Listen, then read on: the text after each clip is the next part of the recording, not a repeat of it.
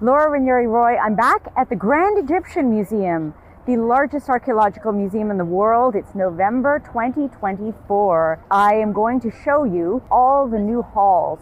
There are 12 of them that are open inside. Tutankhamun's hall is not open, neither is the boats of Khufu, but we can see a lot. I am standing before the world's first hanging obelisk, one of the first things you encounter when you come to the gem. This obelisk is over 120 tons. It's Ramses II. It was brought from Tanis, and it's carefully positioned. This was a huge endeavor to get it up on this platform because of its enormous weight and the vibrations of the subway underneath the ground. It is a wonder in itself, and underneath, in a secret spot, you'll be able to walk under and see a hidden cartouche of Ramses the Great, one that no one could see. And he did this to prevent anyone from taking his name off of this obelisk, so he's there for eternity. Walking through the Grand Egyptian Museum can be truly overwhelming. It's a treasure trove of history, beautifully laid out in expansive new halls. Instead of rushing through everything, Francois and I wanted to take this video to slow down and focus on a few standout pieces that really caught our attention. Many of these were moved from the old Tahrir Museum, restored and beautifully displayed. We'll share some insights and stories behind the highlights to give you a deeper appreciation of what makes them extraordinary. This is the atrium of the Grand Egyptian Museum, 81,000 square meters of exhibition space. It will display 100,000 objects from 7,000 years of Egyptian history. And the centerpiece, that enormous statue of Ramses the Great rising out of water, they've actually positioned it so that the sun will hit his face in February and October every year. Some say it will be on his birthday. This incredible 82-ton statue was brought all the way from the Cairo train station. Originally, it was in Memphis, I believe. It is an architectural marvel to hold archaeological treasures forever and ever. Welcome to the Grand Egyptian Museum. Let's explore. The waters of creation arises Nefer, the good god Ramses the Great, known by many epithets, and there he is, an 82-ton wonder, 12 meters high, rising out of water. Anticipation builds as we take the escalator up along the grand staircase. I'm going to show you what you can see as you go up.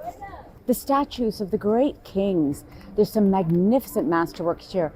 I see in front of me Senwosret III, the great king of the Middle Kingdom. And in the distance, there's Tutmosis III, of the great warrior king, the Napoleon of Egypt, with the starched skirt there. I believe that is Amenhotep III, the diplomat king.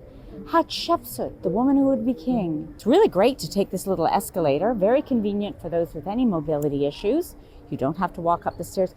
And there is Akhenaten, King Akhenaten, that unmistakable profile. The Grand Egyptian Museum is still very much under construction. It's almost completed, but you can see they're creating this walkway between the museum and the pyramids. Here, they've just opened these wonderful galleries. The 12 galleries are set up cross-referenced. First of all, by period, prehistoric, middle, New Kingdom, and Third Intermediate and Ptolemaic, divided by three concepts: society, kingship, and beliefs. 3 per period, and you can proceed with starting with 1, and then you can proceed in a zigzag pattern as you go up and you all through the galleries from 1 through 12, and you cover 3 concepts through 4 different periods. We're in the very first new opened hall in the Grand Egyptian Museum, and this theme here is Egyptian society in the early years, the pre-dynastic. This is before a unified Egypt, and look at the beautiful displays all along the wall. You have gorgeous wooden statues from the very early Old Kingdom. In fact, it goes through, I should say, to the end of the Old Kingdom in this room. These wooden statues that have lasted for over 4,000 years, some with inlaid eyes. But I wanted you to see this incredible little gold statue in here, found in the northern Egypt, in a house dating to Nagata III, so around 3200 BCE. This is gold leaf. And this man and his son have portrayed themselves, and it looks like it might be an erect penis. Is this a Min symbol? Is this regeneration? They've got little necklaces with a carnelian stone on it. Beautiful. Now let's just take a look at something I've never seen along this wall from the area of Dashur at a time when relief painting was exceptional. And of course, the boat, a central theme all through Egyptian society. These men, you can tell they're men with a reddish skin. And the boats, sometimes they're going to pilgrimage in Abydos, sometimes they're trading. In fact, this was a time when Sahura had started an army, a navy. And here's a beautiful scene. You can see how they've drawn the water with the wavy lines, the Nile River, and this beautiful boat. They are out catching fish, which is the symbol. You can see the fish in the Nile, all the different varieties. And this one is the pièce de la résistance in beautiful condition. This is one of the most important Old Kingdom treasure troves ever found in Egypt, discovered by George Reisner in the 1920s at Giza, in a pit near the Great Pyramid. This is the mother of King Khufu, who built the Great Pyramid, the wife of Snefru. Her grave goods with gold leaf, solid gold, funerary beds, throne. This is dating to 2450, 2500 BCE.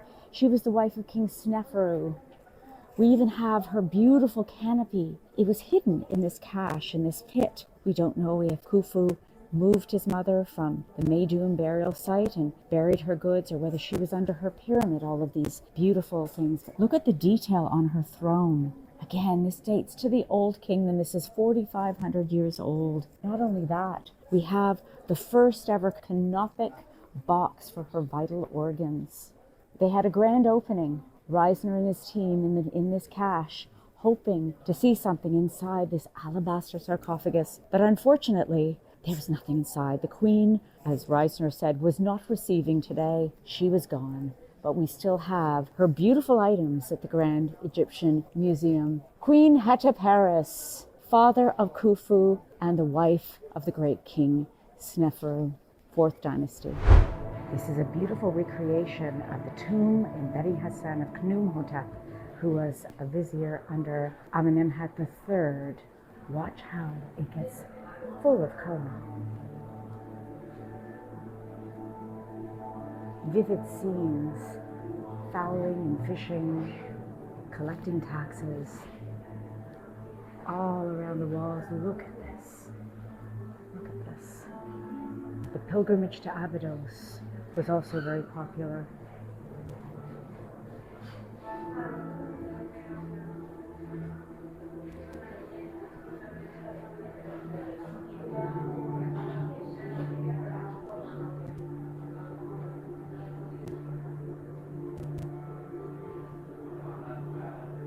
The idea of trapping and hunting animals was an expression of establishing ma'at, order and balance.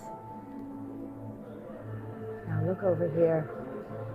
Over here is the famous scene. Actually, the top row, they seem to be hunting animals. These people are possibly the descendants of Joseph, the predecessors, the ancestors of the Israelites, coming in to Egypt for the first time with their herds, their multicolored coats, and even their passports. The Canaanites.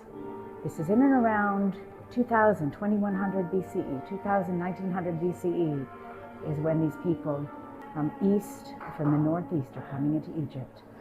And this is this beautiful exhibit on the tomb of Khnumhotep. The Middle Kingdom was known for its models discovered in them tombs. This is exceptional. This here is a model of the Egyptian army. And you see here your heavy infantry, and it's a century here. You have 100 men with oxide shields and bronze spear points. And as you move along here, you have the supporting troop, the projectiles. You have the Nubian here, the Nubian archers. And these Nubian archers were known for their exceptional archery skills. And I mean, all the way through to when the Arabs conquered Egypt in 641-42, they couldn't go any further. They were met and they were defeated by Nubian archers. So beautiful complement, combined arms, heavy infantry. I guess it would be artillery support, I guess, in the modern age. So this was the complement of the Egyptian army in the Middle Kingdom. I'm in Gallery 4 at the Grand Egyptian Museum, one of the 11 or 12 that just opened. This is really important. This is a wall of artifacts we know as false doors. They were important throughout Egyptian history, and they were where the souls of the deceased would rise up from where they were buried underneath and walk out for their ka to be able to accept food offerings and drink offerings that the relatives would bring on this offering table before it. They didn't need real doors. They just needed the idea of a door. And look at the reliefs that are on the door itself. You can see the deceased is sitting before a beautiful tray, a beautiful table of offerings with the legs of oxen and fowl and bread and beer and all good things that he would need in the afterlife. Why would they draw it as well as present it in person? Because if something should happen to the physical offerings or the relatives did not arrive in time to feed the spirit, they'd at least have these written on the wall to come alive to sustain them. Look at all of these false doors. Again, the body would be down a shaft behind the false door so that the ka spirit, the hungry spirit, would be able to come up and get its food and drink. Let's just look along here. False doors at the ground. Look at this one up here. That's beautiful. Those long conical objects on the tray are bread. We have many different types of bread. Think of the baguette in France, kind of like that. Bread and beer were staples in ancient Egypt. I've never seen anything quite like this. Look at the face coming out of this face of this coffin. It's a slipper coffin dating to the early 18th dynasty. Look at the containers. The mummies were just slipped right in. Believe it or not, the material is coiled clay. Coiled clay, and this is my first time seeing it.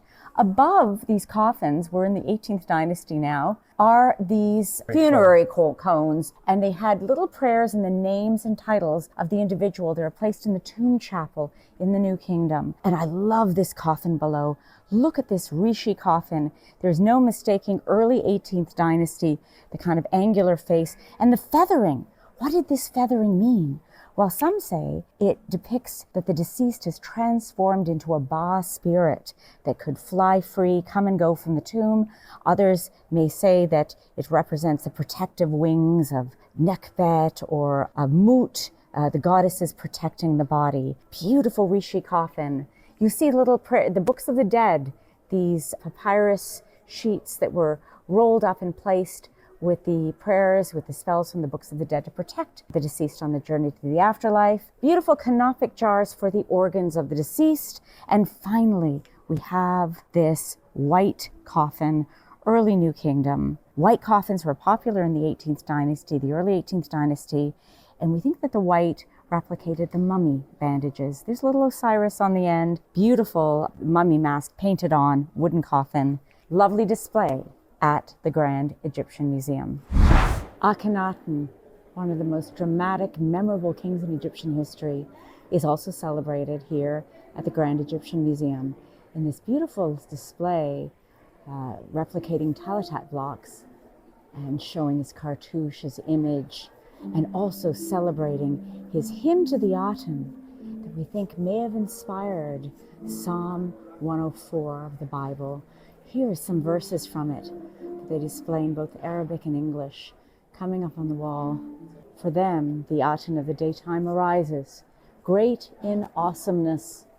There is no one who knows you except for your son, Nefer Kepereru wa Anre. The beautiful salute to the hymn to the Aten. This magnificent large statue can be confusing. We have a cartouche of Horemheb, the last king of the 18th dynasty, but those faces are unmistakably Tutankhamun and his wife Ankhesenamun, the famous boy king, and his wife. Actually, they're statues of the gods, Amun-Ra and Mut, made to look like the king and queen. However, Horemheb took them over, and they've been smashed to bits. You can see. I love how Tutankhamun has been given this armor, or the one that looks like Tutankhamun, that's Amun-Ra, the fighter god. But look at the destruction done to these pieces, repurposed by Horemheb. This is the troubled end to the 18th dynasty, the end of the Amarna period. And magnificent statues used to be in the Cairo Museum, and they're here now. And in the background, you can see more New Kingdom pieces. We have these Hebsed reliefs, Tutankhamun's grandfather, Amenhotep III, running the Jubilee, the Hebsed, in front of Amun-Ra as well. I am in fabulous Gallery 8, of the Grand Egyptian Museum, featuring some of the greatest kings and queens of the New Kingdom and their beautiful statuary and images. Here is Queen Hatshepsut offering to her father, the god Amun. She portrayed herself in the full regalia of a male king. And this statue, which was in the old museum, is beautifully presented at the head of the aisle. But let's carry on and see some of these other amazing figures. Who have we got here? Thutmose III, with his starched skirt, the great warrior king, Napoleon of Egypt. And behind him, beautiful, beneficent face, that lovely, friendly, round face, is Amenhotep III, the magnificent, the great diplomat of Egypt, the father of Akhenaten, who made wonderful relationships through the Near East and the Aegean. The boy king, Tutankhamun, that unmistakable face. Beautiful granite statues here at the Grand Egyptian Museum, flanking a very, very important stela, the restoration stela of Tutankhamun. Really, he was just a boy when he came to power, and we think this declaration was more directed by his advisors, Ai and Horemheb and Maya. Nevertheless, it talks about how the country under his father, Akhenaten, was suffering from a disease. No one had access to the gods anymore, but now everything would be restored, from Akhenaten back to Thebes, back to the traditional processions of the gods. And everyone in the country was very happy. How did Tutankhamun feel, really, about this restoration to the old ways after his father's religious experiment? We don't know. We do know that he brought some of his family's articles back to the Valley of the Kings and hid them in a cache. Maybe he did have some regrets of abandoning his father's great idealistic religious experiment. The restoration stela of Tutankhamun, it used to be behind the garbage can and the fire extinguisher at the old museum. Isn't it lovely? It has a place of prominence here.